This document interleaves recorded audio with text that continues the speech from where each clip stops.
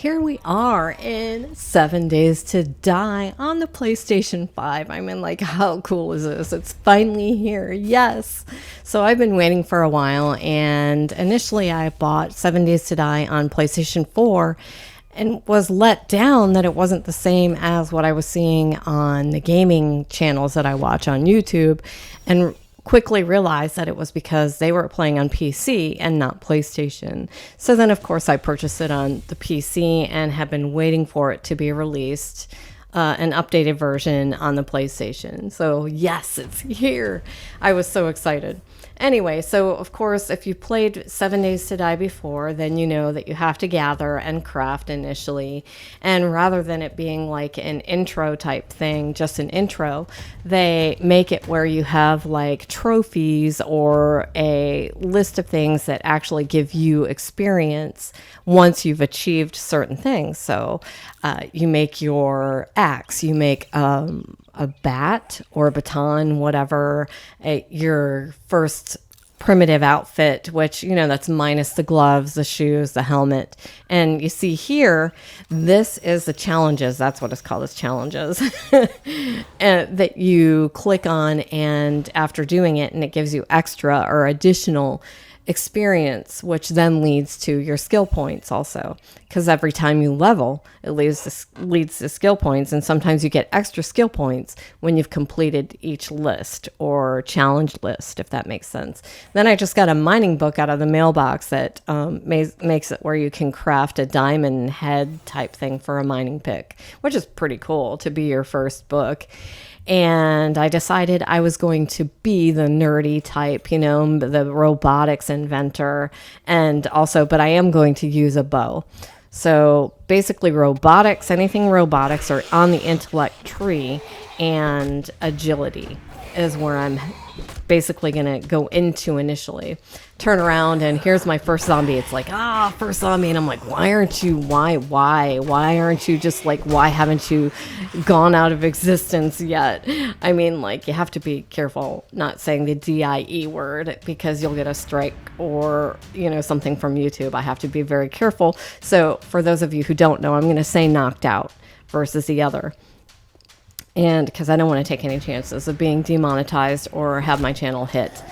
And basically now I turn and I'm almost at the trader. I'm like, which trader am I going to get? And then I get a zombie. It's like, just get out of my way. I want to get to the trader. I want to start this. Of course, you know, it's fun. Part of what you're doing is you want to have a zombie game, and it's like, it's wrecked. Oh my gosh, it is trader wrecked. What? I mean, like, he is so nasty, it's unreal, but he's one of those characters you love to hate, right?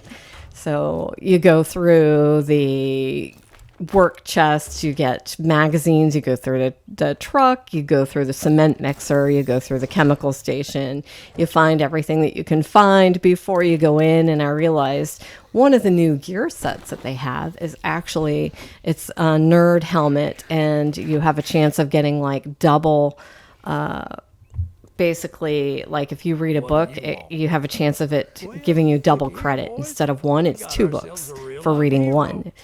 So I'm turning this in, got any special jobs. He had given me, as a reward for going to the trader, he gave me a stone shovel. So don't worry about making a stone shovel until after you've gone to the first trader that you go to, because they give you one. And I take the next quest, which is actually your opening quest, and it's like buried supplies. So I will meet you over there. Here we are, and there's a tree right in the way. So, of course, I took the tree down pretty quickly and start digging, and I take my time. I'm not exactly trying to get down to the supplies as quickly as possible, because I need all the clay. You need clay to make cobblestone. You need rock and clay. So, of course, you know, even the amount that I got was not enough, but it was a good start.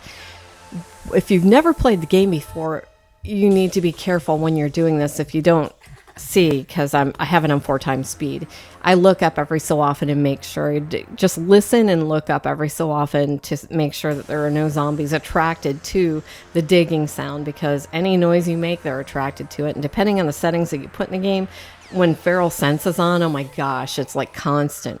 So I have this on nomad settings, which is not adventure. It's the next one up. And of course, you know, the difficulty, they've increased the difficulty in this game.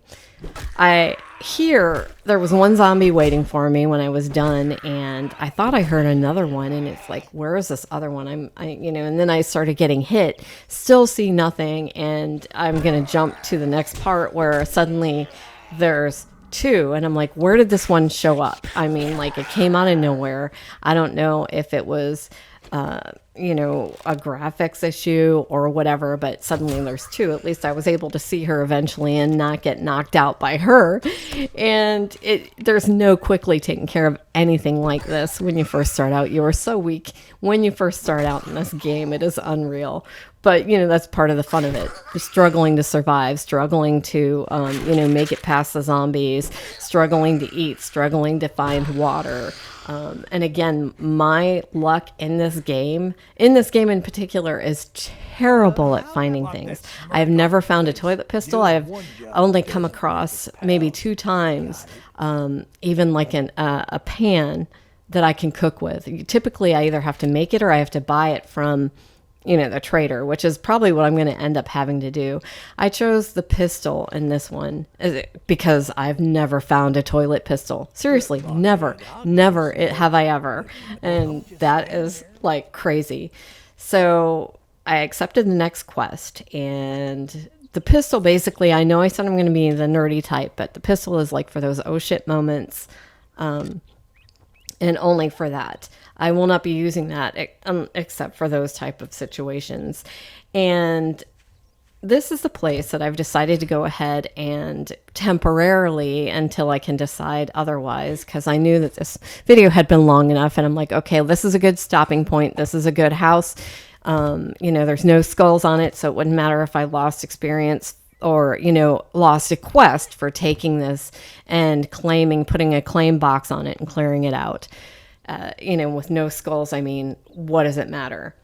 And then I was going to put a sleeping bag down and a claim block and a box. And I was like, wait, I have no inventory space. I was like, oh, wait, no, I have to finish out my gear set, because I didn't make gloves, I didn't make a hood, and I didn't make shoes.